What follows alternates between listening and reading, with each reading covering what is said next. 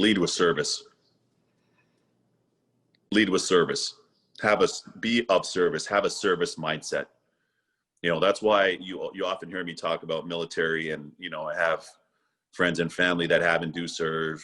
Our good buddy who I put you in touch with, JB Spiso, U.S. Army Ranger. My agent, Paul Theophanis, U.S. Delta Force, Green Beret guy. A good buddy of mine, Joe Bowser, who is an amputee, selected amputee by way of being on the wrong side of an IED in Iraq, and he's a Michigander, I might add, and wanted to have his leg amputated so that he could use a prosthesis to be able to play hockey still. And he's with the USA Warriors hockey program, and he works at the Pentagon. There's too many, my cousins that have and do served, and other friends. But the reason why I say the service piece is they know that they're on a mission that's bigger than themselves, his self, herself, their self. And that's, for me, what I really love. There are many things that I respect about them in the services, but the fact that, and some of them pay the ultimate sacrifice for that service, and so too their family members, and service. So that's what I love about the service industry. But I feel like a lot of people feel like they're above service. And when I say being above service, like, oh, I can't do that. I don't have to do that. Why would I do that? And then it becomes very me-centric and very I-centric. And, we all have to push and work and grind and chase our dreams and try to accomplish. It doesn't have to be at the absence of that. But I think at the forefront, if you realize that you're of service to something bigger, more often than not, you can't go wrong, because you're trying to be a solution, and you're trying to find ways to add value and to complement and to create and to work collectively and collaboratively, as opposed to imposing upon. And Tripper, we talk a lot about our travels and dining and different things that we really enjoy. But at the heart of all that is passion and service.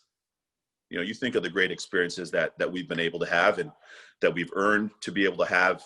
And some of those, I'll tell you a quick story. We were in Lugano, Switzerland at the View. For any of you that are going to travel once the borders reopen, it's a magical place in Lugano, Switzerland, which is a magical place in and of itself. It's just past Milan, and it's the Italian Ticino, as they say, which is Italian region of Switzerland. Elvis Merzlikins for the Columbus Blue Jackets lives there, and he played there for Lugano. But all of that to say, we were at the View, and when we were leaving, I mean, the service, forget 5-star, was 28-star because the service was so amazing and impeccable. But when we were leaving, there's a gentleman, and we had rented a vehicle, and we're driving back to Milan. So when we were leaving the underground car pad, the gentleman packed our bags, and thank you so much for staying with us. We loved having you here, blah, blah, blah. Literally, he stood there like this as we were driving up the car, the garage out into the street, into the mountains and back to Milan. He stood there and he saluted us. I'll never forget that, ever. It was so moving. And the reason why I share that is his level of pride for his role and pride in where he works at that amazing spot, and willingness to want to make it special for other people. That is really what stuck with me. And often at, a lot of these different places, and in life, it could be a mom and pop convenience store.